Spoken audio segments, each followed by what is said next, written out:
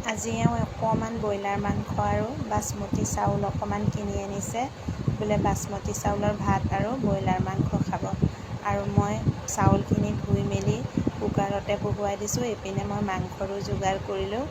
আৰু এওঁ শুই শুই এনেকৈ টিভি চোৱাত লাগিছে আৰু সৰু ল'ৰাটো শুই শুই মোবাইল চাই আছে। আৰু আমাৰ সৰু মাইনাজনী ৰাতি দিন নাই, খালি পকাত চোঁচৰাতে ব্যস্ত হৈ থাকে। আৰু ইফালে মই লাগি গৈছোঁ মাংস বনোৱাত। মাংসকণ হৈ গ'লে হৈ যাব। আকৌ মোৰ ৰাতিপুৱাৰো যোগাৰ কৰিবলৈ হ'ল নহয়। ৰাতিপুৱাই যোগাৰ ৰাতিয়ে কৰি নথ'লে ৰাতিপুৱা বহুত লৰালৰি হয়।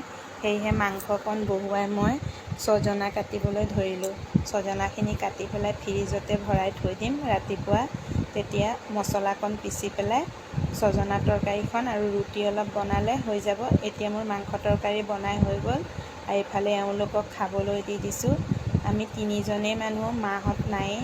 সেয়ে এনেকৈ পকাতে পাটিখন পাৰি তিনিওজন খোৱাত